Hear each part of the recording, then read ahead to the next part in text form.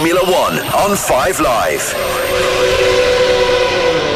75 years ago, Formula One cars had their first ever official qualifying right here at Silverstone with the likes of Giuseppe Farina, Luigi Fagioli, Reg Parnell and Juan Manuel Fangio in the field.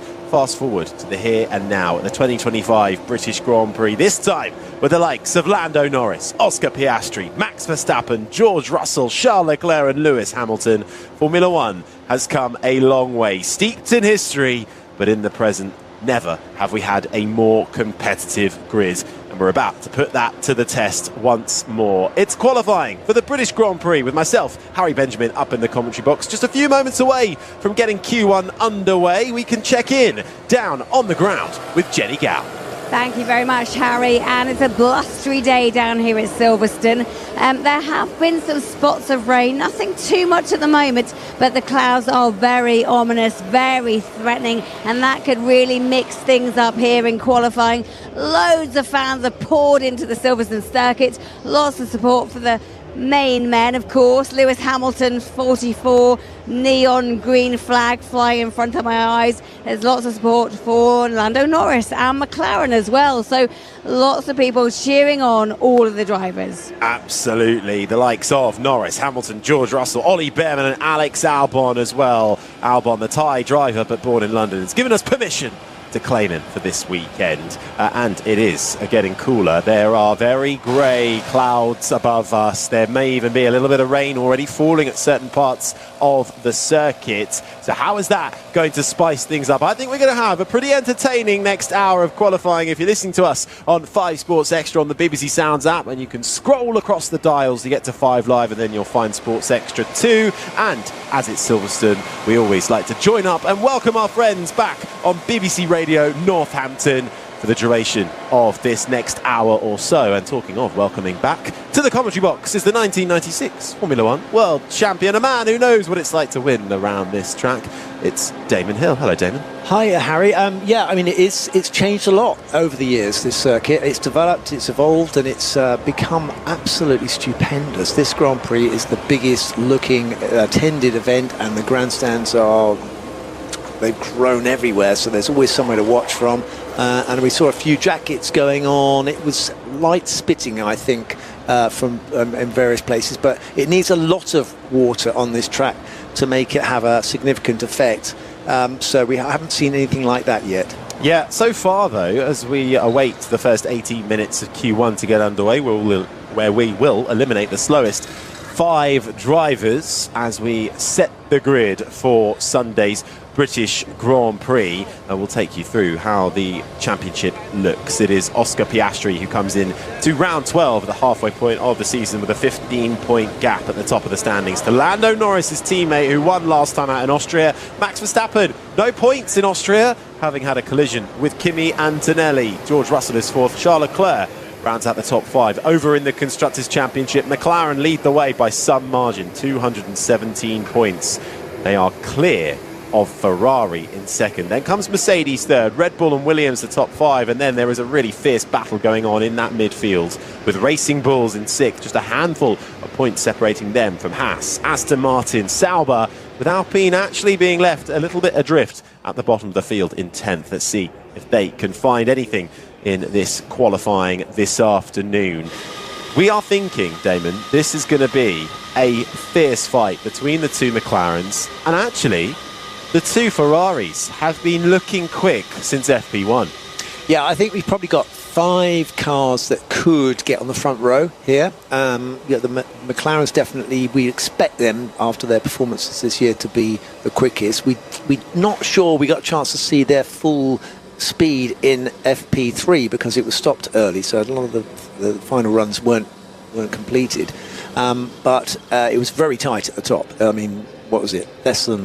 Less than a tenth of a second between 4 cars. Yeah, exactly that. The top 4 less than a tenth. You know, we're talking when somebody goes half a tenth clear of somebody else. That these days could be quite a margin sometimes in qualifying. Of course, it's a long lap as well around this Silverstone track, just over 3.6 miles, 5.8 kilometres, 18 corners to tackle, 8 to the left, 10 to the right, and Well, we do corner numbers, but we do corner names at Silverstone. Down the Hamilton straight into the right-hander of Avi, flat out, arcing your way through Farm Curve to the left. Then you're braking for the first proper braking zone of the circuit into Village. The right-hander which takes you through the loop, which loops you back round onto Aintree, down the Wellington Straight into the horseshoe of Luffield, and then that spits you out through the right-hand kink of Woodcote, down the Old Pit Straight, flat out through Copse, the right-hander, before you get to the technical section of this track. Maggots, Beggarts, Chapel, left, then right again, and that leads you on to the Hanger Straight. Another dose of DRS there, all the way down, getting north of 325 kilometres an hour before a slight dab on the brakes into the right-hander of Stowe. Then it's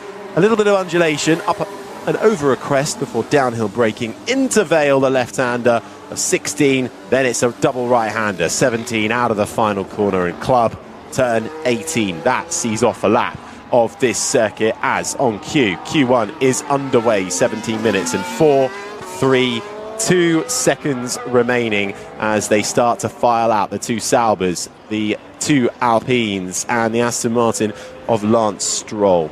What we should say, Damon, is at the end of FP3, a rather bizarre incident with Ollie Behrman coming into the pit lane, ended up locking his brakes and spinning the car and hit his front wing, and that came off. He's actually been given a 10-place grid penalty for that and 4 penalty points for failing to comply with a red flag. The stewards deemed he was travelling too fast at the time. Yeah, it was a bit of an odd one because he actually was slowing down. The trouble is he was trying to slow down for the 80 kilometres an hour speed limit and doing a bit of a practice coming into the pits for later on when the race is on.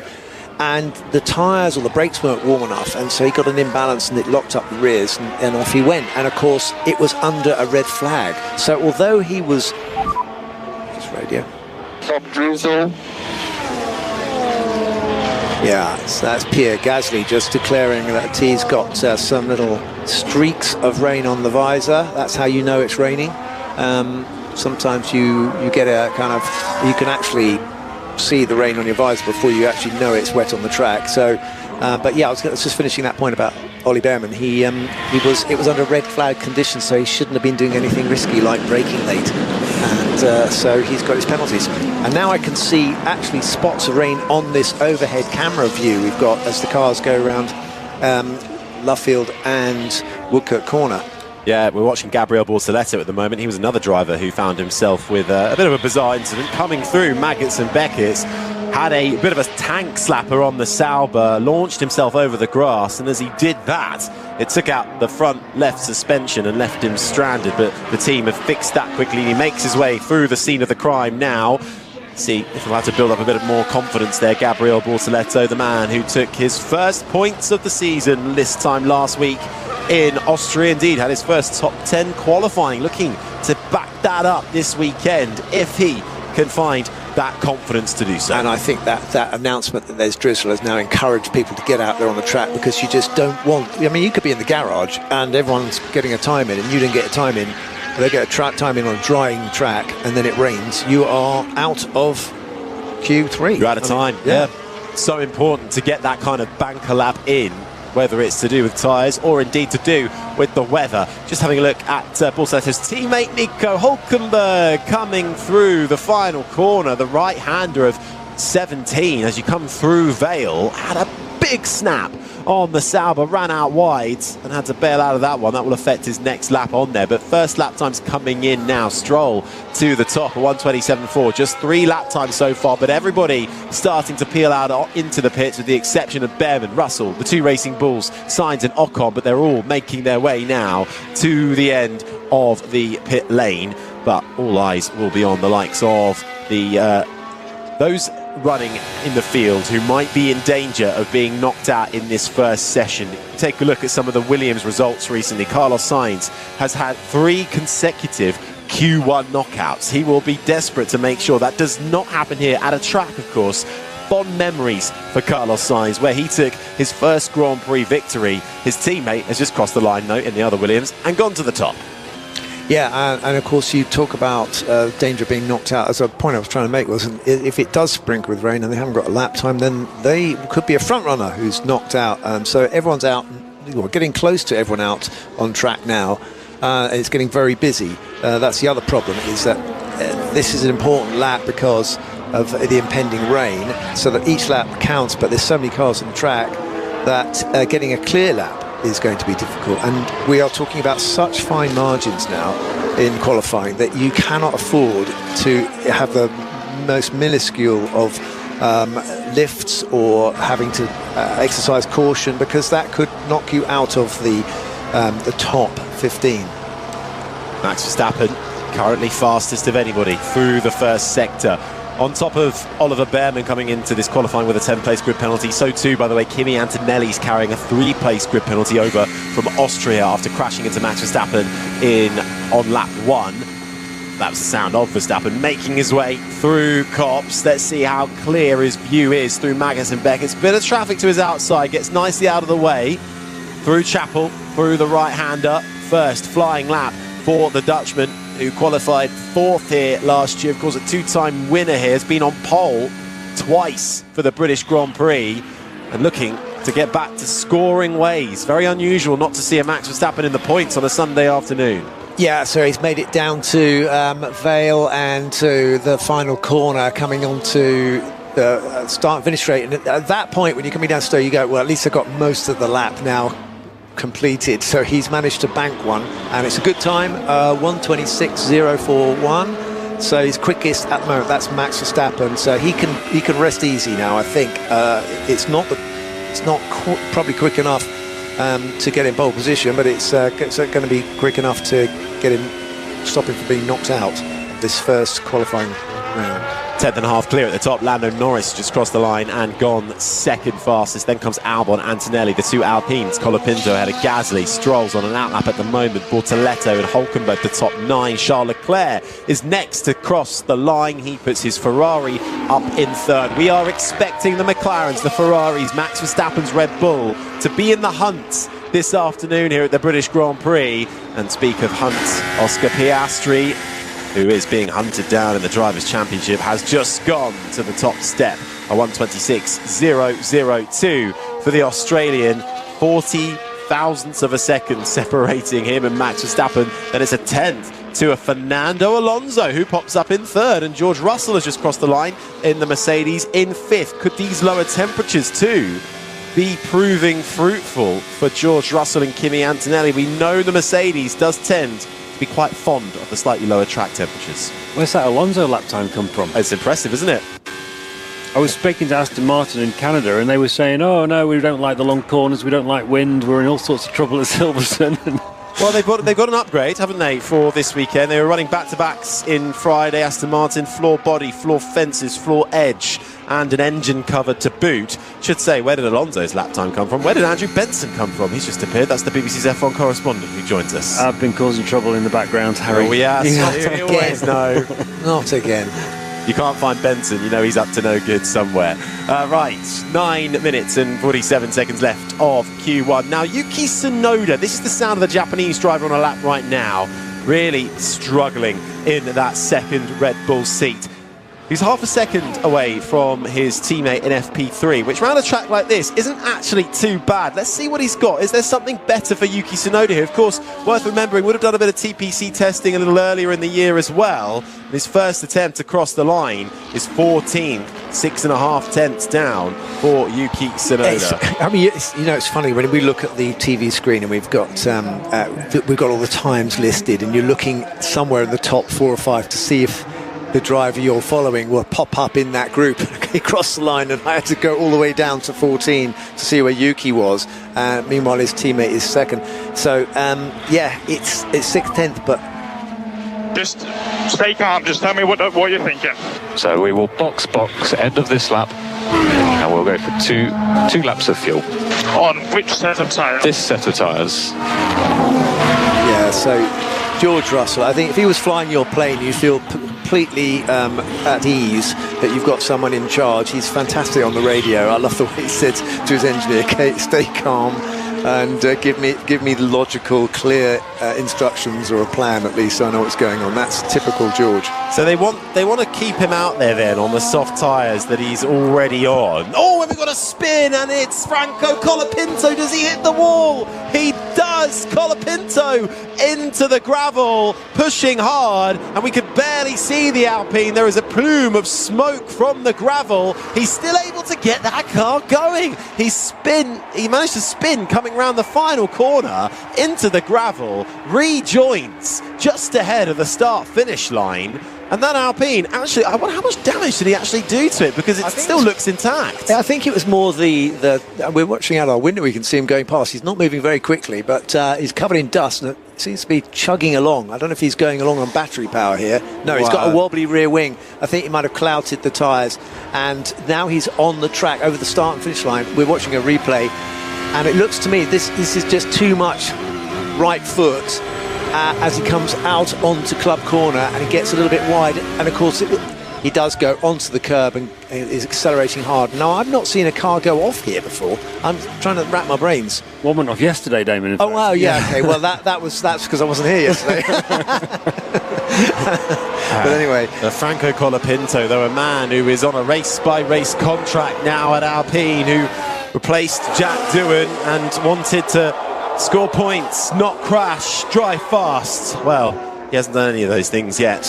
More pressure being piled onto the Argentine driver, but he's managed to keep going. They'll get that back. He'll have to do a full lap, though. That's the problem. With a slightly damaged, because there was contact with the barrier for Colapinto. So that, crucially, hasn't brought out any kind of... No, it hasn't. It has brought out a red... Oh, no. Yes, it has brought out a red flag. Yes, okay. Yes, right. I was about to say it hasn't, and they're going to get away with it, but no, it now has brought out a red flag. I'll be interested to hear if they say you should have pulled off the track somewhere and parked it because you're interrupting the session, or it might be an unsafe car. But one thing I did like was the cheer from the crowd as he came back onto the track. He got it out of the gravel. Everyone loved that, and they gave him a very sporting cheer to get his car back into the play. But he's parked up as we're watching now. Yeah. He's not made it all the way back. They've obviously come on the radio and said, it's over, Franco, you're going to have to park that somewhere safe. And he's clearly not somewhere safe. That's why they've stopped the session. Well, yeah, he's at the exit of the pit lane, actually, on the right-hand side as you emerge from the pit lane exit. This huge expanse of runoff before you get to the gravel. He's made it to the runoff and has pulled over and is now climbing out of his blue and pink Alpine. But for Franco Colapinto, then, his qualifying is done. His best qualifying so far this year has been 10th in Canada. And, well, he'll be at the back for Sunday's British Grand Prix. Red flag in qualifying, though, unlike in practice, means the clock does stop. And as it currently stands, it's Piastri fastest, a 1:26.0. Then comes Max Verstappen. Fernando Alonso with a really strong opening lap in third for Aston Martin. Norris, Russell, the top 5. Hamilton is 6th ahead of Hadjar.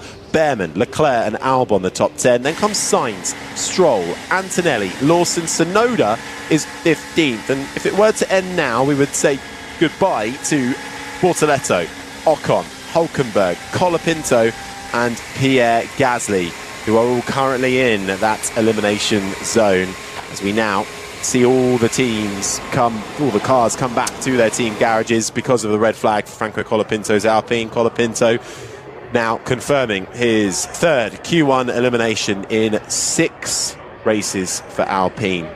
Harry, a call out to anyone listening to us in, say, Reading or Swindon or that sort of area, because on my app is telling me it could be raining there, and if it's raining there, it's coming this way. So yeah, interesting to know that. So Reading or where? Sorry, yeah. Or Reading Swindon. Or Swindon, somewhere around there. It could be the app's wrong, but if anyone is getting wet in Swindon, I forgot about your app. You do. Well, there's a lot of hope in that, isn't there? Well, we'll see if it's right. Hashtag BBC F1 if you're in Reading or Swindon. Let us know what the weather is at the moment here at Silverstone, which straddles the Northamptonshire Buckinghamshire border. In fact, one part of the track is in Northampton, the other part is in Buckinghamshire, I believe. Which end is which? Well, the thing is, when we were developing Silverstone, we had to deal with 2 departments, so Buckinghamshire and Northamptonshire. So they very, very generously share the plaudits for helping develop Silverstone, but no one can claim it completely. It's not it's often referred to as the Northamptonshire circuit. I think the entrance is in Northamptonshire, but the Stowe end of it is in Buckinghamshire. Getting another look at Colapinto, that's the sound you're hearing, coming into Vale. in the right-hander and then just does ride over the curb quite a lot, and that just unsettles the car. Round he goes into the gravel.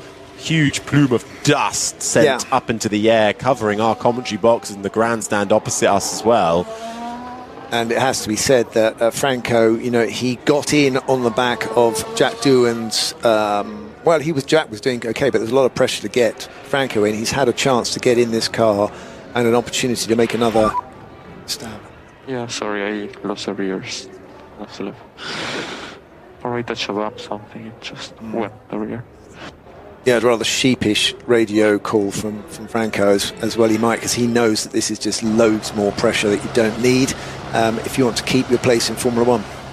Well, it cut to an image of Flavio Briatore with his head in his hands. He has got some more decisions to be made. Jack Doohan saw him earlier yesterday, looking like a rather forlorn figure, just sat on his own in the Alpine hospitality. Rumours around Valtteri Bottas now being next in line to join that team. We saw in FP1 one of Alpine's reserve drivers, Paul Aron, being loaned out to Sauber to get a run. So more options for Alpine in the tank, but Colapinto is there, well, ideally because he showed some promise last year, but also he seems, or they're hoping, he'll bring in some dollar, essentially, from a certain part of the country or the world. Yeah, I mean, I do. It has got to the point now with F1 that they seem to be swapping drivers with kind of increasing frequency, and you're getting less and less of a chance. I mean, they're looking. It's like they're sorting through the box to try and find a driver who will make a massive improvement and be clearly a thing of the future. Do you think you should be allowed to just drop a driver 5 races in? I think it's harsh, and clearly if that driver is being asked for a lot of money to drive, and you just keep changing and swapping them over for a new person with more money, then maybe they ought to look at that. I'm not saying that's what's happened in this instance, but clearly, it's a lot of drivers do come into Formula One carrying a big checkbook, and they want to have a go, and they've got sponsors. But my advice to anyone having a go at Formula One is to make sure the contract is watertight before you sign it.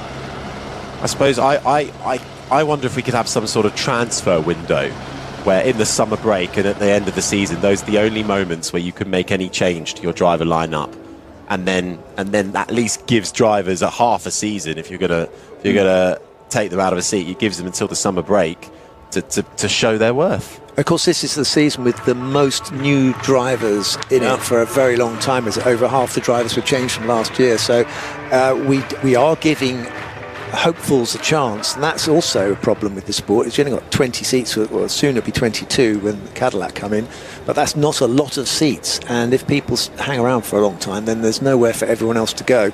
And there has to be a way of making it fair, but putting people in a position where let's say they win everything in F2, they've got to have a go at F1, but it's very difficult to get the drivers to move on. I mean, one day Fernando Alonso will retire, and I'm not sure about that. But maybe that is never going to happen. So you can sort of. He's probably the only driver who's nailed on forever. Him and Lance Stroll, I think they're nailed on forever. So as long as these drivers are hanging around for 25 years? How long has he been there now? That makes it a long time. Yeah. But it is a problem. I mean, if you want to go back a long way, this is the real sad fact of Formula One, which in the old days his drivers would get injured or worse, and so they were out, and that would create a place, and there was it was a very awful kind of indictment, I think, of our sport, that the phone would go the next week with the driver or several drivers on the phone to the team that have lost a driver, and they'd say, well, I'm free, and that, can you imagine that? That's quite gruesome. The thing is, if you're a young driver and you want to take Fernando Alonso's seat, even though he's 43 and been around for 25 years, you've got to prove that you're better than him, haven't you? Which is not that easy. That's why he's going to stay around forever, because he is, in my view, one of the most professional, solid drivers in Formula One. I'd like to compare him to Niki Lauda. I think he's as smart as Niki Lauda is, and he's as fast as you need to be there, and he delivers. So he's hardworking. That's the other thing to mention.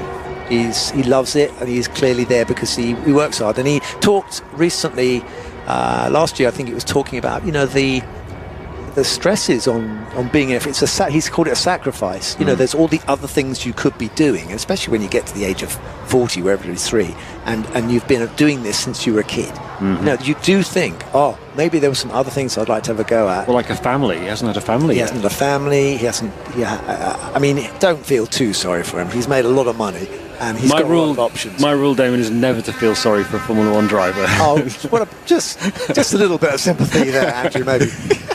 You can always make a few exceptions. And I'm looking at these flags. They are really whipping up. There's a massive wind out there at the moment. Well, I'll tell you what, we made a call out to those in Reading, and we've had Mark come back to us. No rain in Reading, he is reporting on hashtag BBCF1. Can confirm here, though, it is still blustery. It is still grey and overcast. The weather app, or the weather site, I should say, the FIA Formula 1 weather site, says that there may be the odd chance of a passing shower, but it won't have any material effect. No, it needs to be fairly heavy to make some Well, kind that's of the other thing. effect Is here. that when it's very windy, it separates out the clouds. They don't get a chance to build up. So you get spots, but you don't get a big cloud because they're ripped apart by the wind.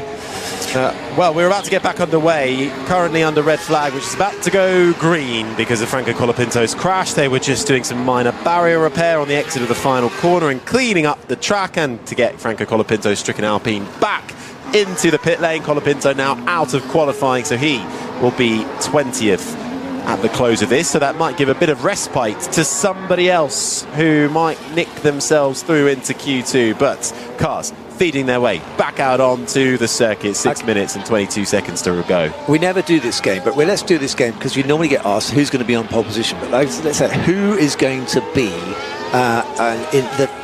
escape the cut. Who's going to be the last driver or the first driver to... Some drops in the pit lane. Seems like it might be worse than before.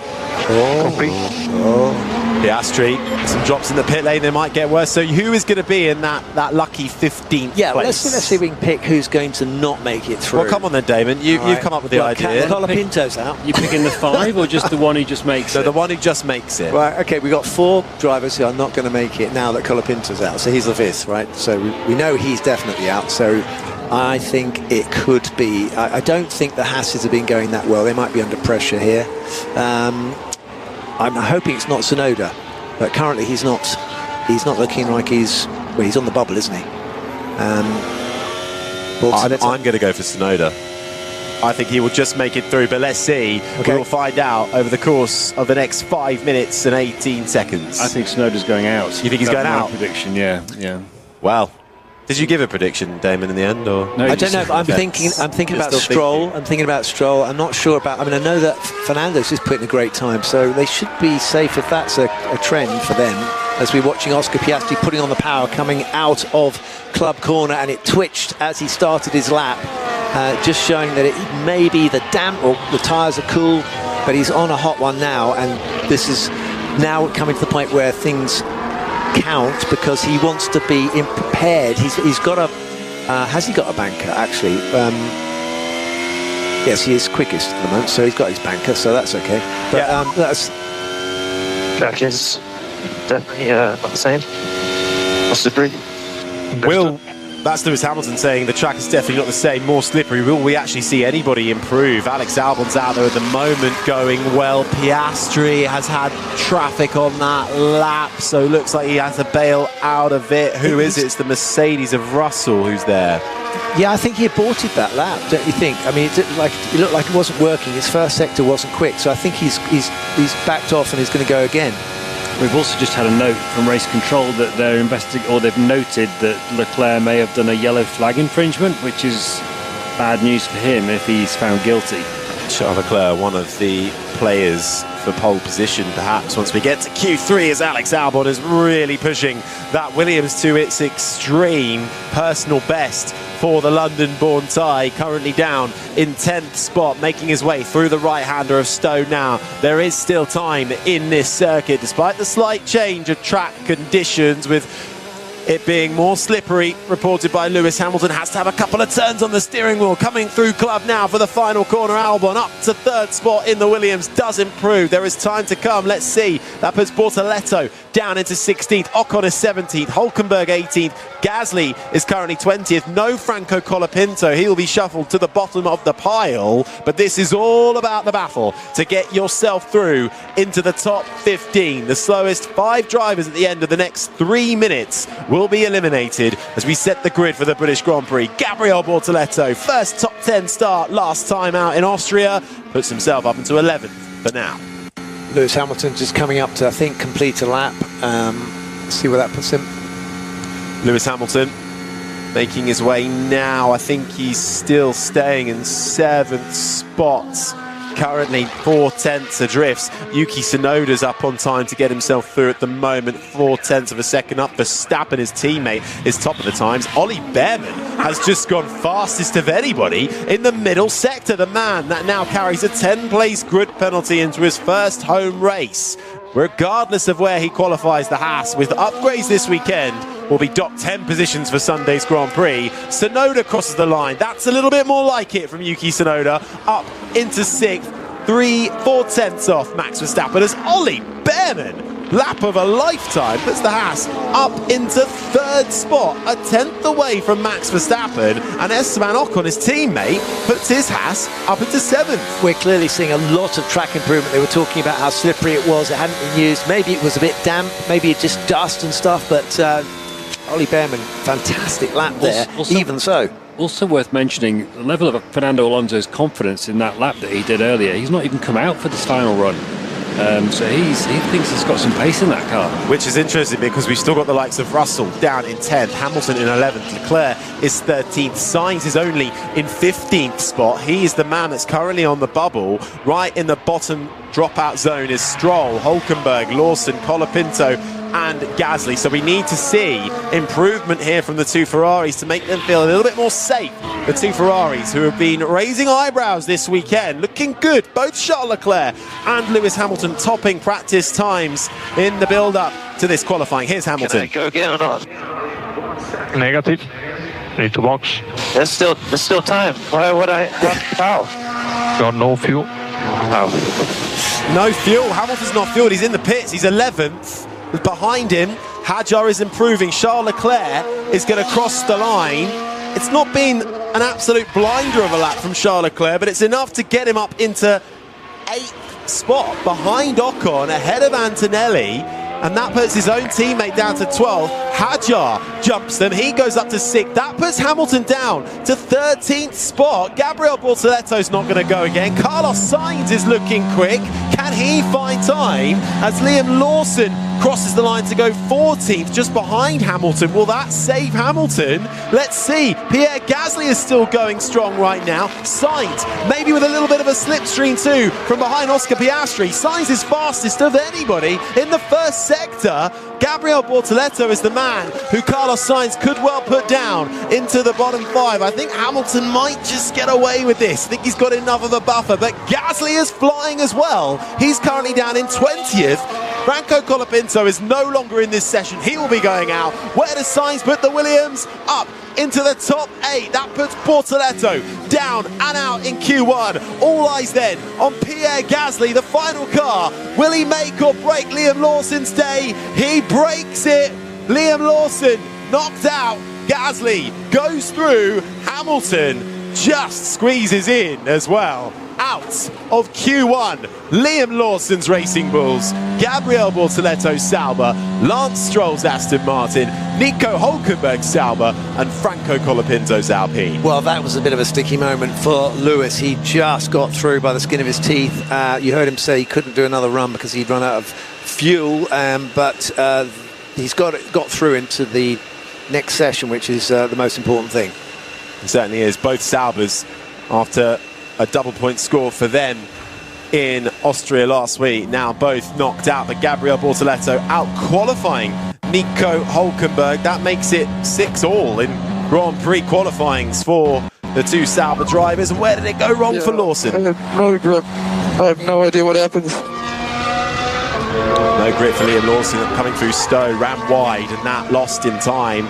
Lawson, who did start inside the top 10 in Austria, well, he'll be far from that come Sunday's British Grand Prix.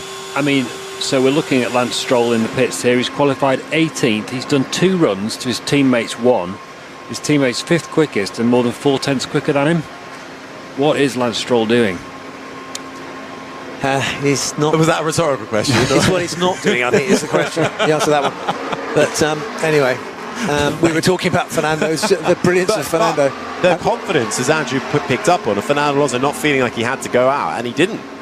Managed to remain inside the top 5. Really strong stuff from Fernando Alonso and Aston Martin.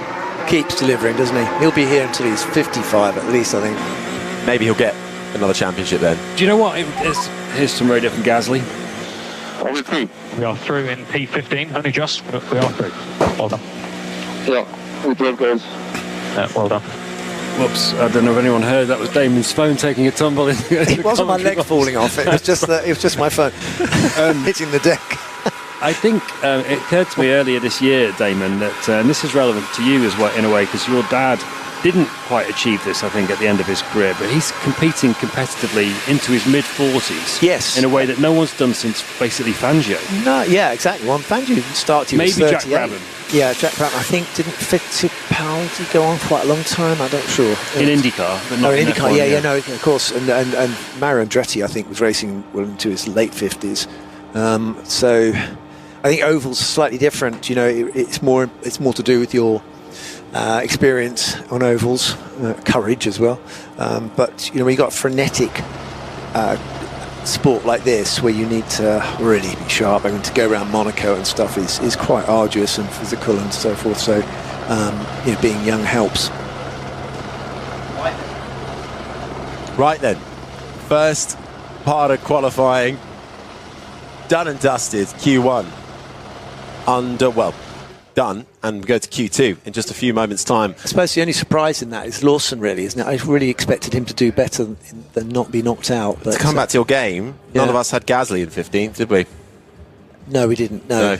But Tsunoda's well in, so good lap from Tsunoda. Well, I say well in. I mean, he's, 2 places. Yeah, he's not exactly where Max Verstappen is. He's quickest, but it's still a sign of encouragement to not be lining up right at the back like he did last week and on several occasions so far for Yuki Tsunoda. So let's see if Q2 brings any more positives. Will it bring any more weather as well? Still grey clouds above us from the commentary box. The grandstand's full and eagerly awaiting the next part of Q2. Somebody who won't be making Q2 is Franco Colapinto, speaking to Jenny Gow.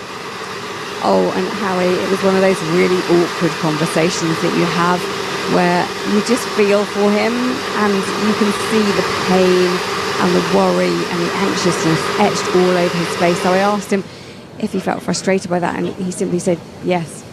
And I said, have you had a chance to speak with the team or see it? And he said no.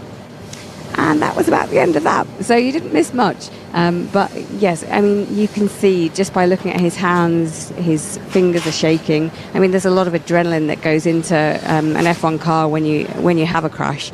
But I mean, he just looks like his heart is breaking. And bearing in mind, he came into this season with so much hope. And then he got the seat and so much excitement around that. It is really hard to watch. Yeah, it certainly is. Thanks, Jen. Now, 14 Grand Prix starts to his name for Franco Colapinto. When you take into account the back end of last year at Williams, how things change for Colapinto, but all it takes is one result. You're only as good as your last result in Formula One, but for Franco Colapinto, the need to up the game very much being felt from the higher-ups at Alpine. Nico Hülkenberg was also knocked out for the second consecutive time in qualifying, out in Q1 for the 8th time this season. For Lance Stroll, who was knocked out in 18th, that's his 3rd consecutive Q1 elimination this season. He's now been out-qualified by Alonso in the last 24 Grand Prix weekends. Gabriel Bortoleto makes it 2 Saubers eliminated, and Lawson also both out in Q1 after reaching Q3 last time out in Austria. Eddie Irvine used to describe being Michael Schumacher's teammate as like being hit round the head by a cricket bat every 2 weeks. I wonder if Lance Stroll feels the same way. Metaphorically, obviously, Yeah. but I mean, but I don't think Eddie was complaining that much when he was doing it. I think he was quite happy with the money, and he was knew which very side, happy with the money. I Yes. think he knew which side his bread was buttered, or battered. Anyway, enough of the silly jokes. But it's very difficult. You know, when you're up against someone like that, you're going to have a problem. And Fernando is formidable, but maybe it's time to find out how he'd stack up against someone who's a little bit more fresh or competitive, and see whether he's still got it. I think he probably has, but there's a big stark difference, as you just said, between Stroll 2 laps didn't get through to Q2 and Fernando. Ollie Behrman we haven't talked about enough. That is a genuine time, and really astonishing, just 2/10 of a second slower than Max Verstappen. Makes it even more frustrating. They'll have a 10-place grid penalty. He's not obviously Maybe he's qualified. angry.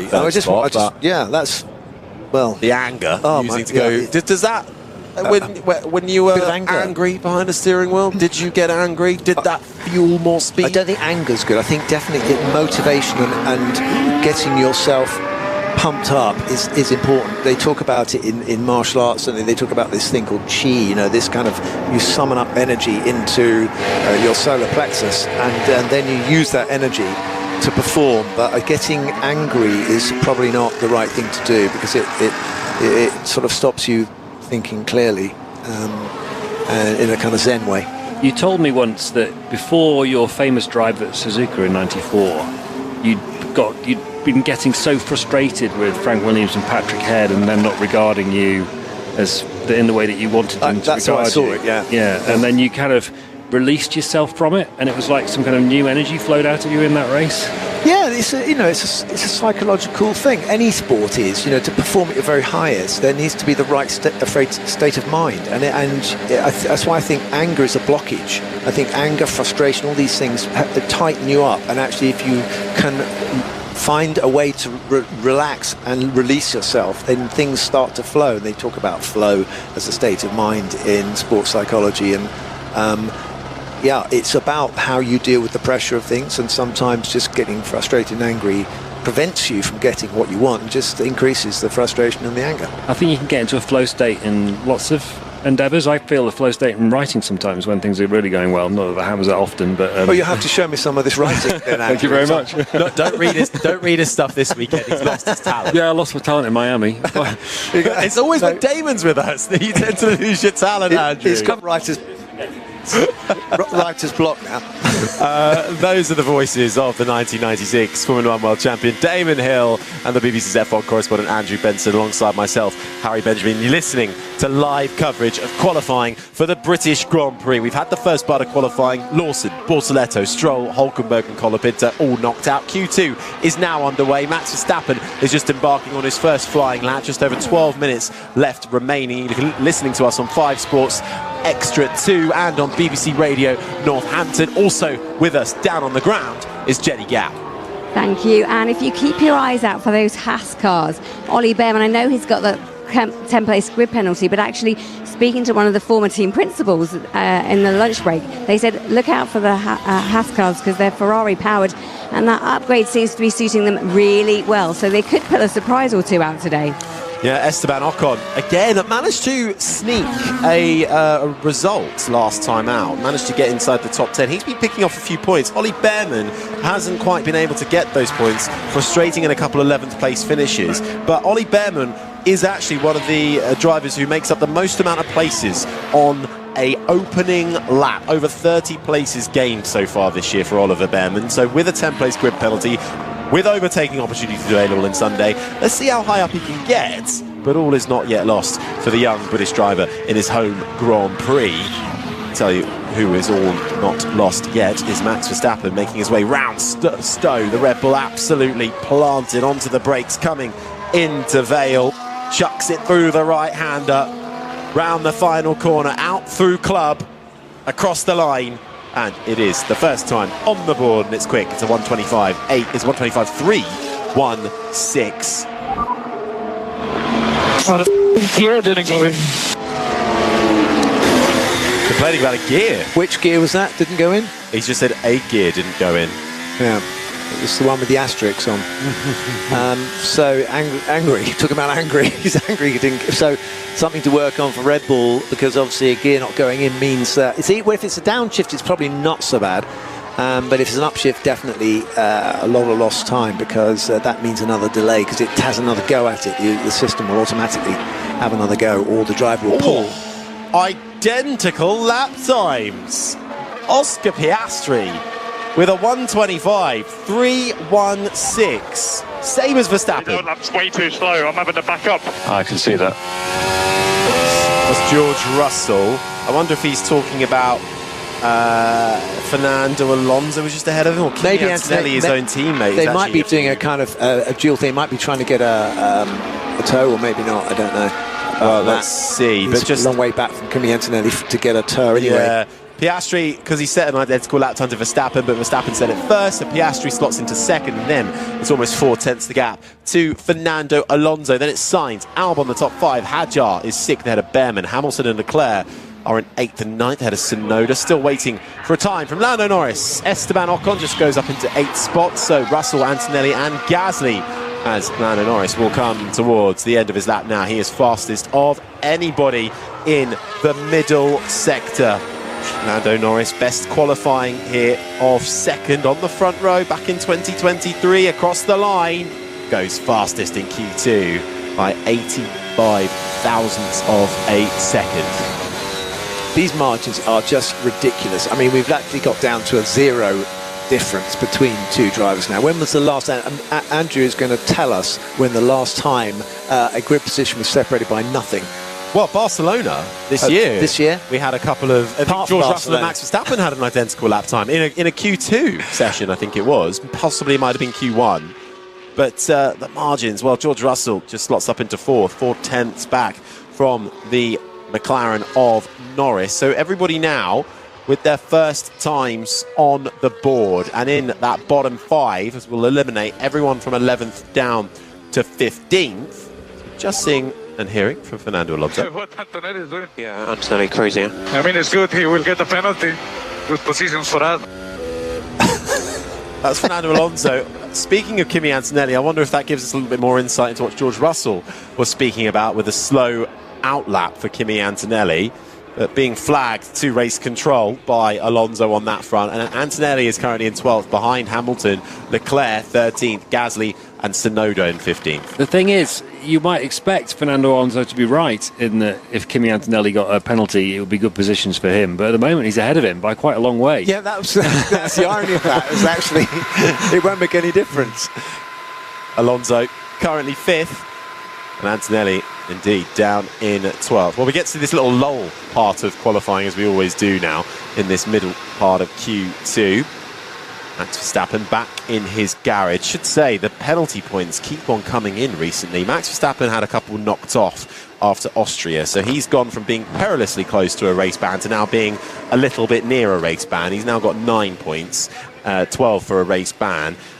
Kimi Antonelli was given some points after, was given 2 points after his crash with Max Verstappen. However, Ollie Behrman is the biggest gainer in the penalty point scenario with his incident at the end of FP3. He's now gone from 4 to 8 penalty points, and that puts him second on the list after that indiscretion going too fast in the pit lane under red flag conditions. Reminds me, I must check my penalty points. How many are you on, I David? think I'm okay. I think they've actually come off. I've been very good. And I've been to the driver, whatever it is, Speed awareness course. courses. Yeah. I've done them. That's an incongruous sight, isn't it? Damon Hill walking into a speed awareness course in, what, Reading Town Hall or something? If anybody was there with me, their secret is safe. Don't worry. Did you do it in person or over Zoom? I went in person. Of Oh, course I had to do one on Zoom. on Zoom. You know, that's new. I did not even punished though by having to turn up somewhere. No, but you can't turn your camera off. That's how they get you. Did they recognise you? Well, obviously, this is the silly thing. The man explained to us that this is all confidential, and this is not to go outside. And if you ever see anyone in the street, don't go up to them and go, "Hey, I met you on the speed awareness course." But of course, everyone knew who I was, so we were given an option of putting our names down, and we could have written down any name so that we were just known as Fred or whatever. But I thought, well, everyone knows me anyway, so I put the champ. No. The champ has arrived for his speed awareness course. I think course. the guy thought I was being a bit of a smart aleck, but there you are. Did the guy recognise you? Yeah, everyone recognised me, yes. Yeah. Andrew, when you're a person of my stature, then Yeah, you get absolutely. recognised everywhere. I'm just wondering how this 3-hour meeting went with lecturing you on how to drive. I've got my driving licence out, but I can't see where it says where the points are. When was this driver's licence picture taken? That's what I want to know. I don't know, but I look like you've got a bit more. The hair's grown out a bit there. I look like some sort of anyway. It's not a flattering picture on that, but you can recognise me anyway. Well, having served his time as Damon Hill, he's with us for Q2 now. 4 minutes and 46 seconds still remaining of this session. Lando Norris currently fastest. No speed awareness course for him. It's good to be quick on a Formula 1 track. Verstappen second, Piastri third, Russell, Alonso the top 5, Sainz, Albon, Hadjar, Behrman, Ocon the top 10, and at the moment at risk of being eliminated is Lewis Hamilton in 11th. Kimi Antonelli is 12th. Then comes Charles Leclerc, Pierre Gasly and Yuki Tsunoda. Now, I think that the last session, the last run, I should say, because it's still in the Q2, but that last run was more representative. I think the first run was very, very upset by track conditions and the track not being used, but that seemed to rubber in. But if that's the case, then you have to say, on that basis of that first run, then where has the Ferrari pace and the Mercedes pace gone? Well, they were on used tyres in that run, yeah. So Ferrari were on used tyres, so expect them now to be making their way out. But wasn't Max on used tyres as well? We'll check the data. Here's Piastri. It looked like some cars were bending the rules a little, leaving garages there. That was Oscar Piastri's engineer Tom Stallard. I do share Damon's concern about the Ferrari pace though, because it didn't look quick in Q1. Neither of them were quick. Hamilton was, a couple of places from being knocked out. Leclerc, bottom end of the top 10 if I remember correctly. And then, used tyres, but still, they don't seem to have the blistering pace at the moment. They don't seem to have the blistering pace that they were showing in 3 sessions of practice. Have the change in conditions. Although, as we look outside the commentary box window, yes, it's still very cloudy. But behind the clouds, a few... It's a blue sky. It's first blue sky I think I've seen all day. And a bit of sunshine. Leclerc is out there now on a new set of soft tyres. So we will see if indeed this is worrying for Ferrari or if they are coming through right at the close of this second part of qualifying for the British Grand Prix. The 76th British Grand Prix on Sunday, the 60th held at Silverstone. The first held all the way back in 1950. Won by Giuseppe Farina in the Alfa Romeo. One Italian brand strong. Another Italian brand currently. Ferrari down in 11th and 13th. Adrian Newey, we're just seeing him here in person this weekend in the garage at Aston Martin, working furiously on the 2026 car, but keeping an eye on 2025 as well. He's learning about the team. He's learning about how they operate, and he's learning about the things that they have been doing up till now that he can... first of all, he has to make sure that he speaks their language and they understand what he's trying to say. So that's important. He can't keep him out of a garage anyway, Adrian. He just loves cars, he loves setup, he loves racing. And it'll all be going in that incredible brain of his. What goes on inside there, well, you'd have to pay an awful lot of money obviously to find out. disappointing session for you. You hope for more. Well, a minute and a half left of qualifying in this second part to get through into the top 10 for the battle for pole position. Lewis Hamilton and Charles Leclerc. Both Ferraris need improvement here. Charles Leclerc out there with a personal best in sector 1. Hamilton, fastest of anybody through the first sector, makes his way through Maggots and Beckett's now. Left, right once again. Half a second up almost on Charles Leclerc, for Charles Leclerc in the middle sector, but that is on Ocon in 10th place. So too for Lewis Hamilton, personal best once more. The DRS flies open north of 320 kilometres an hour as he approaches Stowe, the right-hander, through Stowe, downhill into Vale, clouts the curb, flicks that Ferrari through the right-hander, a long double right for Lewis Hamilton, and across the line, and it's to the top for the Ferrari. Charles Leclerc in second. Well, from close to elimination to the top of the times, and a round of applause from the Ferrari garage. Watching on, Hamilton and Leclerc, currently P1 and 2. Let's see how much improvement there is still to come. Yuki Tsunoda needs to find time. He's coming into the final sector now. Kimi Antonelli also finds himself down in 13th. A reminder, Antonelli, the Italian rookie, is carrying a 3-place grid penalty. Isaac Hadjar is right on the periphery in 11th at the moment. This is the sound of Kimi Antonelli making his way round towards Cox, the fastest corner on the circuit, as the clock counts down to 0. Final laps being done. Kimi Antonelli gets knocked down to 14th. Yuki Tsunoda does make it through inside the top 10, but it's not done enough. He's still 10th. Hadjar won't make it through. Hadjar takes the checker flag at 11th.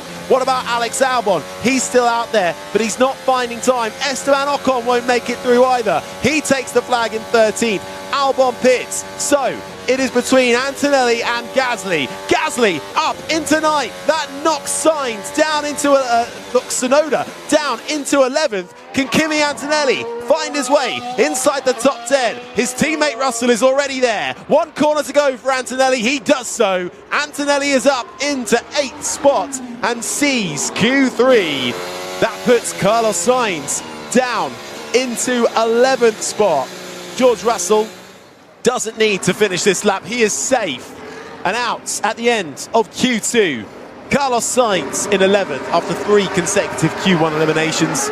He is knocked out in Q2, but he out-qualifies his teammate Albon. Tsunoda is in 12th. Hadjar, Albon and Ocon. Totally different car than my badge, guys. Well, we made it difficult for ourselves. That was Alex Albon's radio, reflecting on a frustrating qualifying for him, down in 14th and behind his teammate Esteban Ocon in 15th. Bravo to Pierre Gasly, up inside the top 10. For Fernando Alonso in 7th, and for Oliver Bearman, top 6. That just shows what happens when you get angry, eh? I mean, Ollie, that's fantastic performance. He kept on to that result, and that's obviously, I don't know, that's astonished me. But very good performance. Williams will be massively disappointed with that performance. I don't understand why they don't have the pace on this circuit. It's not somewhere that I thought they would not do that. It points towards them maybe not having enough downforce. Their car's better in short corners. So there's lots of long corners here, as you know. What on earth's going on there? It's a Haas with a lot of smoke coming out of it. It's Esteban Ocon. Is he all locked up going into, is that Village, and then tries to get out of the way of a fast approaching car and just kind of hovers over the inside apex? That's got to be a penalty. Oh, maybe he locked up to get out of the way. That's what that was. Maybe it was tyre smoke, but he was trying to get himself out of the way of the qualifying car that went past him. Depends, yeah, I didn't see who went past him, but I mean, Ocon, for him, he's down in 15th anyway, so out of all the runners, he's last in the field out of the 15 that remained in Q2. But to confirm then, out goes Carlos Sainz in P11, which is still his highest start, or will be his highest start, since Monaco 4 races ago, with Albon in 14th. Williams missed Q3 at Silverstone for the first time since 2020. Yuki Tsunoda knocked out in Q2, but a better performance of late. That's his highest start since Monaco, again, 4 races ago. Reminder, we will see the order shuffled because we have some penalties to come for Oliver Bearman and Kimi Antonelli, but they will still get to complete full qualifying, and then after will they have for Bearman a 10-place grid penalty applied, and for Antonelli a 3-place grid penalty applied. However, we had some worries, didn't we, over the Ferraris, but they pulled it out of the bag at the end. Our concerns were misplaced, and we needn't have worried. They knew all along, didn't they? They just weren't showing it. They just wanted to keep us on our toes. That is very impressive. I mean, when was the last time we had 2 Ferraris? they've been there, but this is very good. I mean, they are looking strong. They've looked strong all the sessions up to now. Will they be able to hold that on to that position, that performance into the next session? And the fight might be on, as we predicted, for pole position for McLaren, because Ferrari do look good. Charles Leclerc hasn't had a pole position since the 2024 Azerbaijan Grand Prix. Lewis Hamilton hasn't been on pole since the 2023 Hungarian Grand Prix. All them years ago. It does seem like a long time ago, doesn't it? Right, while we wait for Q3 to get underway, which we will do so in a few minutes' time, let's hear from one of the drivers who was knocked out in Q1, just missing out in 16th spot. It's the Racing Bulls of Liam Lawson. Liam, obviously disappointing session for you. You hope for more, I'm guessing. We just had a very fast car this weekend. Throughout, most of quali, most of the sessions this weekend, and to have a bad session now is not ideal. Can you identify a little bit more of what went wrong for you? It's just tyres, temperatures are very different today than they were yesterday, and I think it's very sensitive, especially this year with tyres, trying to put everything in the right window. So it's a shame, but tomorrow's obviously the more important day. Liam Lawson speaking with Jenny Gao a few moments ago after getting out of his car at the end of Q1. A shame for Lawson. His teammate Hadjar, though, only a few spots ahead of him in 13th. And I think that's significant what he said about the track temperature being different. Now, as we speak, the sun has come out and is going to warm up the track. The track temperature is going to be different to what it has been up till now, and it will increase a little bit. It's up to 30 degrees. Just nipped over the 30 degree mark. Which is amazing when you think about that. So that's pretty warm. 30 degrees. Temp 21.2. And you're right, the sun is creeping through. It's gotten a lot brighter all of a sudden. It's still a lot of clouds in the air and grey clouds, very overcast, but the sun is peeking through. It might sound ridiculous for us to be sitting and talking about whether the sun's shining or not, but for people who follow Formula One close enough, they will understand that the tyre temperature is a factor also of the track temperature. So getting these tyres in the right window is so tricky and so essential, not only for the balance of the car, but the overall grip. And the teams work, I was going to say tirelessly, but that sounds like a pun, but it's not. I didn't mean it to be. That is their overwhelming concern, is making the tyres get into the operating window.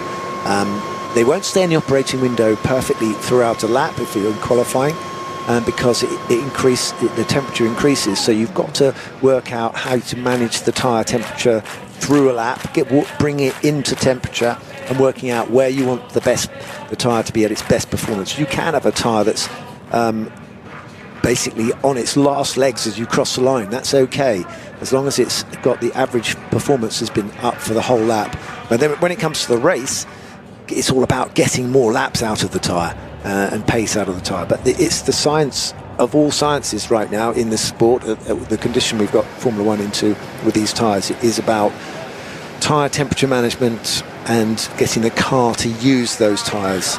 That's why we talk about the sunshine on the track so much.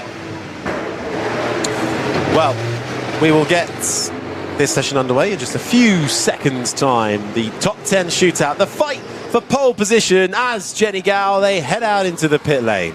And I can tell you what, it's so blustery. It's a tailwind for the cars as they go down the start-finish straight, but it is gusting every now and then. It really does blow a hoolie. But as you say, the sky now, the clouds are moving really quickly, but there is some blue sky, and I can even make out the sunshine. So this could be a really interesting session of who can make the most of the weather, who can make the most of that gap.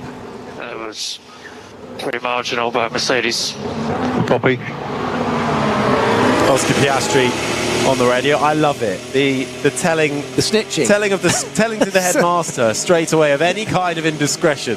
Sir, and Mercedes have been naughty. I think he shouldn't have done that. Yeah. Piastri makes his way out and throws Mercedes under the bus while doing so. The truth is, there are penalties that can be applied to these things, and of course, if you can apply a penalty to someone, one of your opponents, then it's an advantage. So that's why they do it. We haven't quite seen what Oscar Piastri was referring to, but I imagine it was that the Mercedes sneaking out of their garages in front of the queue. I'm sure they'll show us that at some stage. But look, 10 minutes and 44, 43, 42 seconds. This is Q3 and the top 10 shootout, the battle for pole position. We've got 2 Ferraris of Hamilton and Leclerc. We've got 2 McLarens of Norris and Piastri. 2 Mercedes of Antonelli and Russell. We've got Max Verstappen in the Red Bull. We've got Fernando Alonso in the Aston Martin. We've got Pierre Gasly in the Alpine. We've got Oliver Behrman in the Haas. Could we get some standout results in the course of the next 10 minutes or so? I genuinely don't know who's going to get pole position. I don't know either. I mean, this is great. I mean, fantastically tight. I was just trying to work out if Ollie Behrman qualifies 6th and he gets a 10-place grid penalty, he'll come out just behind his teammate in 16th. Correct. So the 2 Hasses will be right next to each other. Yeah. Which will be frustrating for him, but the fact I think Behrman is able to show the pace will also be incredibly important to him and his confidence. Yeah. It's just a shame about that 10th place. And he's showing us, isn't he? He's reminding, because it was easy to look at his mishaps yesterday and was it this morning? But this morning was a long time ago. Yeah, but you look at someone like that who has such a great debut in Formula One, and then you see them in trouble, and you think, oh no, it's starting to look a bit difficult. It's easy to get forgotten. These little performances remind everyone of his pace and his performance. 7-4 in Ocon's favour right now when it comes to Grand Prix qualifying. That will now be 7-5 after the completion of this. So Behrman starting to come back a bit on his more experienced teammates, Esteban Ocon. But here we go then. First lap's being set. Oscar Piastri currently ahead, fastest of anybody in the first sector. Max Verstappen comes into the middle sector, setting a lightning quick middle sector. Ollie Behrman has just come across the line to set his first fly. Pierre Gasly running a little bit out of sync, stayed a little bit longer in the pit lane before coming out. Be interesting to see if Gasly can get any higher than 10th as Verstappen comes across the line and goes fastest. Immediately pulls out of the way to make sure he's not impeding anybody starting a lap. Oscar Piastri, this is the sound you can hear of the Australian who leads the championship coming into round 12 here at Silverstone by 15 points. He now takes over at the top with a 1:24.995. Lando Norris has got his best lap so far, but it's not a purple sector. He's not going to beat his teammate. He comes in second, so he's pipped Verstappen. It's very close at the front, but that was a great lap from Oscar Piastri, and actually he'll be massively relieved because that means he's already got the advantage. He knows that psychologically it's important. He's got one more run to come. We're watching George Russell coming across the line and goes 4th quickest. Max Verstappen sounding almost out of breath, saying the car is so difficult. He's now in 3rd. Leclerc comes across the line in 4th. Russell is 5th. Where does Hamilton go? He puts himself up to 2nd. It is astonishing. I think I can hear cheers around the circuit. That was a really impressive lap from Lewis. Lewis Hamilton, 8 times a pole sitter around this track. The record for the most amount of wins at 9 for Lewis Hamilton. The last one coming just last year in a fond farewell for Mercedes. That win came after 1,000 days without seeing the top step of the podium. He is yet to see the pole position place for his Ferrari career. Could that happen today in Silverstone? The crowd will cheer, not only for him, but for Lando Norris, who is right behind him in 3rd as it currently stands. George Russell is 6th. Oliver Behrman is 8th. We've got 1, 2, 3, 4 Brits all battling it out inside the top 10. I want to hear the radio communication with Lewis and his team when he comes on the radio, where they tell him where he is, because he will get a massive shot of adrenaline from that run. He knows it's a good lap, and he knows it's a useful first run. He'll feel confident with that. He'll be able to build on that, and I'm not sure if he can get pole off of Oscar Piastri. Orlando's still got more to come, but it's a really impressive lap in any situation anyway, so well done to that for that one. I love this part of the weekend. I love watching these cars perform on this circuit. I was watching Max Verstappen going through the Beckett section. These cars are absolutely heaving from one side to the other. 5G one way, 5G the other. The tyres are almost being ripped off the wheels, and the drivers are really pushing. There's something to behold, I can tell you. Well, first laps laid down by the 10 remaining drivers. Let's head down to Jenny. Yes, and disappointment for Williams, Carlos Sainz and Alex Albon, both out in Q2. And I've just been catching up with Alex, and he said that actually they've made a mistake as a team. They used 3 sets of new tyres in Q1, so they didn't have the tyres that they needed.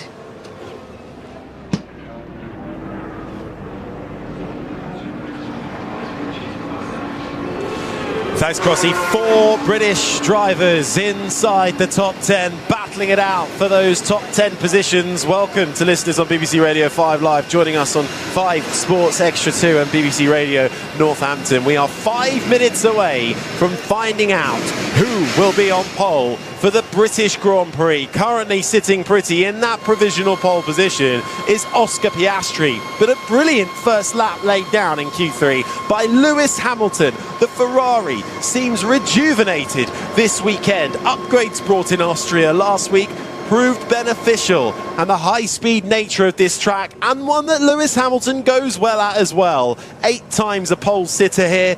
Could he be in the hunt to make it a 9th? Lando Norris is sitting in 3rd at the moment, right behind him, riding high off of his Austrian Grand Prix victory. Max Verstappen never ruled the reigning Dutchman out. He's in 4th. Then comes Leclerc. George Russell, Mercedes, going better in lower temperatures, down in 6th. Alonso is 7th at the moment, with the British rookie Oliver Behrman up in 8th. However, he will have a 10-place grid penalty to come his way. Kimi Antonelli is 9th, and Pierre Gasly in the Alpine is in the top 10, but this is it now. And alongside me in the commentary box is the 1996 Formula One world champion Damon Hill and the BBC's F1 correspondent Andrew Benson. Damon, this feels like it is set up for a lovely fight for pole. This is a big battle, isn't it? I mean, looking back down to Verstappen, he's only 0.2 of a second off of the front row, off of Oscar Piastri's time, and it was a superb lap from Lewis Hamilton. He's really thrown the cat amongst the pigeons here. McLaren, we all thought that McLaren were going to dominate. They did a fantastic job in Austria in the last Grand Prix with Lando Norris out-qualifying everyone by half a second, but it's not going to happen, I don't think, here at Silverstone now. 75 years ago, Formula One had its first official qualifying at this track. Fast forward to 2025, and what a year it has been for Formula One so far, celebrating those 75 years in what is the most competitive grid we have seen in all of history. That being once again taken to the limit this afternoon. At the start of this qualifying session, we had really dark grey clouds above us, bits of rain drizzling down, not having too much of an effect, but certainly lowering the track temperatures, and that really does change up the conditions. Ferrari actually looked a little bit at sea. Lewis Hamilton only just got through Q1, but now, well, a bit of sun peeking through, some blue skies, the grandstand's absolutely packed to the rim, with 500,000 people expected across the weekend. But you say that, Harry, and the clouds have come over again, and the track is now in shade. There's not direct sunshine, and it's gone down a degree in temperature almost the moment that happens. So you see this a lot in Indianapolis. You know, a cloud goes over and suddenly someone goes on pole position. So it does make a huge difference. Yeah, track temperature was 30.1 degrees just a few moments ago. It's now down to 29.1. Air temperature 21.3 degrees as we now see all of the cars out onto the Silverstone circuit. Just over 3.66 miles, 5.89 kilometres, 18 corners, 8 that go to the left, 10 that go to the right, at a track that straddles the Northamptonshire-Buckinghamshire border. And Lando Norris begins his final flyer. Lando Norris has never been on pole at the British Grand Prix. He sold out his own grandstands here this weekend. What a cheer they will bring if he is able to find himself on the best grid spots in the house. Makes his way nicely through the loop. Now, heading down the Wellington Straight, first of the DRS zones, into the braking zone of Brooklyn, loops you round to the left, then you get to the horseshoe, of Luffield, the right-hander, an almost never-ending right-hand corner which drags the car out towards the gravel. Norris keeps it planted. The Papaya and Chrome McLaren glinting with bits of the sun shining off it. Through the fastest corner on the track, the right-hander of Copse, nice and tidy for Lando Norris, brings the car over to the right-hand side, into Maggers, then Beckett's, left, right, then left again. Oscar Piastri, though, is quicker. He is fastest in the first sector. Lando Norris, now fastest of anybody in the middle sector, making his way down the Hangar Straight, but Lewis Hamilton is flying through the first sector. It's Norris against Hamilton, against Piastri right now, all vying for pole, but Max Verstappen has had a good start to his final flyer. One more corner for Lando Norris. Round the final corner, he goes second. It won't be pole for Lando Norris. Second place as it currently stands. His teammate is already on provisional pole, but Piastri almost loses it. Coming out the penultimate corner, he loses time, but he's held on to provisional pole. But will it be enough? Lewis Hamilton is fast, so too is Max Verstappen and Charles Leclerc. Can any of them deny Oscar Piastri a first pole position at the British Grand Prix? Hamilton will try. Will we hear the cheers across the line for Lewis Hamilton? It won't be pole for the 7-time champion. It will be 4th place. Leclerc won't do it either. He's down in 5th. George Russell gets himself up into 3rd spot. But it's Max Verstappen, fastest of anybody in the first sector, fastest of anybody in the middle sector. Will he deny Piastri, who is sitting pretty right now? He will have 2 corners to go. Up over the crest, into Vale, through the left-hander, then the right-hander of Club. One final corner to go for Max Verstappen. It's pole for Max Verstappen, the Dutchman, the reigning champion, now a 3-time pole sitter at the British Grand Prix. Takes it at the close of the session from McLaren. It's Verstappen on pole for the British Grand Prix. Piastri second, with the Brits Lando Norris third, George Russell fourth, Lewis Hamilton in 5th, Ollie Behrman in 8th, with a 10-place grid penalty to come his way too. There's something inevitable about Max Verstappen, isn't there? You went motor racing, Max. That's pole position. Great job. Yes! What a lap. What a lap. 24.8, mate. Pole position, British Grand Prix. Well done. That is simply lovely. Simply lovely from Max Verstappen on pole for the British Grand Prix. We'll continue coverage here on 5 Sports Extra 2 and on BBC Radio Northampton, and you can hear all of the review of this on our Checkered Flag podcast, but I'll hand back to you for now, Crossy.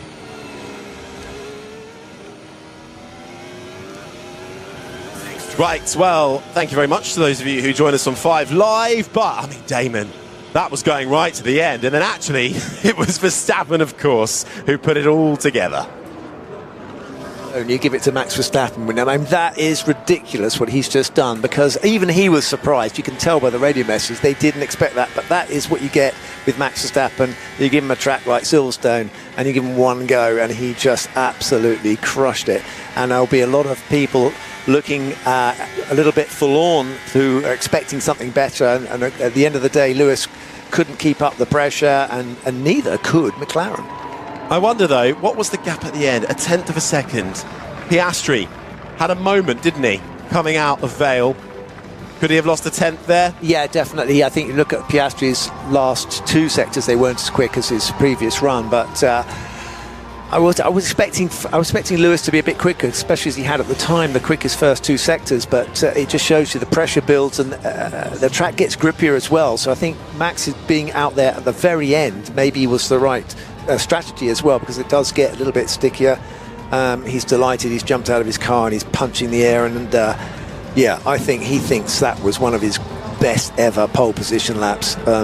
We're going to have to watch that one from beginning to end at some point, but currently you'd have to say he is celebrating a magnificent pole position for the British Grand Prix. You just can't count this guy out. 4th pole of the season for Max Verstappen, out of the car and straight to celebrate with the team. For Red Bull It is their 44th pole. Well, sorry, Max Verstappen's 44th pole, career pole. Ties with Sebastian Vettel's team record during his tenure at Red Bull. Piastri ties for the most poles in the season now, with Verstappen at 4 apiece. And that will be the front row. Lando Norris will have to settle for third. Russell with a good lap right at the end, sneaking up into fourth. Hamilton 5th, Leclerc 6th, Antonelli 7th. Ollie Behrman, brilliant lap in 8th, will sadly be given a 10-place grid penalty, so he'll be demoted all the way down to 18th spot.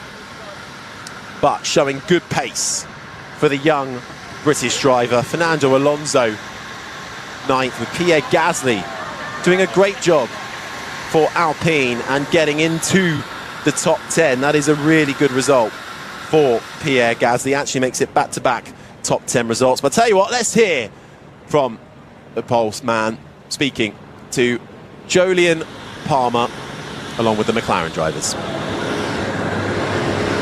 Lando Norris, home race, third on the grid, but it's such tight margins out there today. Yes, good qualifying. I'm not going to be unhappy with the third, of course. We'd love to be on top here in Silverstone, but Max did a good job. Not quick enough for us today, but still a fun qualifying. Qualifying around here in Silverstone is pretty fast, and it's enjoyable and it's good fun. So not the top, but still a good day. Talk us through the challenges. I can only imagine it must have been hard to put laps together with the speed of these corners, the windy conditions, trying to find tiny margins all the time. What are you focusing on to nail the perfect lap? Just little things. Little things today put you ahead or behind. Like we saw how close Q1 was, which was pretty shocking and I guess good at the same time. But yeah, little margins, little mistakes, little things. You're talking a couple hundredths here and there can win or lose you the game today. So tough, especially with the wind and the conditions. A little bit of rain every now and then, but still all good fun and still happy with the third. And you were third last year. You had a chance to win the Grand Prix on the Sunday. Surely there's a chance coming tomorrow. 15,000's behind Oscar. You got Max in the fight as well. You've had some great battles with those two in the past. Yeah. What are we thinking? I think it's going to be fun tomorrow. I think it's going to be a good battle between the three of us. Probably more, with Lewis, with Charles behind, with George as well. It's going to be an interesting Sunday, so I'm looking forward to it. We hope so. It was close the whole field through, but well done, Lando. Top 3, Thank third you so place. Much. Cheers, man. Oscar, second. You were a provisional pole after the first runs there of Q3, but couldn't quite keep it there on the second run. Are you happy with your lap there? I was happy with the first lap. The first lap was mega, to be honest. I was trying to think of how I was going to go faster than it, and I didn't. So, the last lap was a little bit messy, but it's been tight all weekend. And, I think the first lap was very good. I don't know how much the track would have improved, but a little bit on the table. We'll never know if it was enough. So, the team's done a great job. We've tried a lot of things this weekend, trying to get a bit more pace. The cars felt mega all weekend, but there's been a few points where we've been scratching our heads why we're not quicker. So, the team's done a great job getting us back onto the form that we know. And, can be an exciting race from there tomorrow. Just take us under the helmet then. You've got provisional pole. You're wheeled back into the garage. You've got more than a 10th margin at this point as well. You said you didn't know how you're going to find more time. You're hoping that others aren't, obviously. But the track's evolving and somehow you've got to go back out there and wind it up. How tricky is that? Yeah, it's tough, especially when you think it's a good lap. You don't want to overdo it and try and go over the limit. I think there was a couple of corners where maybe I was a bit safe on the way in and tried to make up for it on the way out, and it didn't quite work. So, there's always little bits. It's fine margins, as we know, but ultimately pretty happy with second on the grid. So, looking forward to a fun race. And as well, you've had some great fights with Lando in the last race. That was a pleasure to watch. You've had some good scraps with Max as well. They're starting either side of you tomorrow. Going to get elbows out? Yeah, I think so. It's going to be a fun race. It's been very evenly matched between us, Max, the Ferraris. I saw even George got up there at the end. So I think it's going to be a pretty evenly paced race tomorrow. And all of us have got slightly different strengths. The Red Bull's very quick in a straight line. We seem a bit quicker in the high speed. So, it's going to be a fun one. Let's hope. We're going to enjoy it. Well done, Oscar. Thank you. Max Verstappen, What a lap there at the end. Looked like it came from a bit further away, but you just pinned them all in, all the sectors. An amazing lap to be clear at the end. How did you do it? Yeah, it was tricky out there with the wind throughout the whole of qualifying. Q1, Q2, Q3. It was all shifting around a bit. A bit different. And around here with these cars, it's extremely sensitive to it. So, just trying to tidy it up throughout the whole of qualifying. And that final lap was good enough. But it was proper. I mean, this is a proper track, in qualifying when you have to go flat out and all these corners. It's you have to be really committed, and that's really enjoyable. Yeah, you say the last lap was good enough. It looked pretty unbelievable from when I was watching it. You've also got a trimmed out car on downforce, a choice that you made overnight. So I was thinking this is a setup choice with the race in mind, but you've nailed it on pole for qualifying already. Yeah, exactly. We're quite quick on the straight, which of course is not that easy in the high-speed corners to manage, but we did today, luckily. Of course, we have to wait and see what tomorrow will do, if there's a bit of rain around or not. But I'm happy, of course, with our qualifying. It's a big boost for the team as well, and just excited to go racing now tomorrow. And you've had some great fights with those McLaren drivers already this season. You're starting ahead of them. You've had some fantastic wins already this year. Can you have the race pace tomorrow, do you think, to keep them behind? Difficult to say, but we'll try. We're going to go racing, we're going to have fun, and we're going to try to do the best we can. All right, well done, Max. Fantastic lap.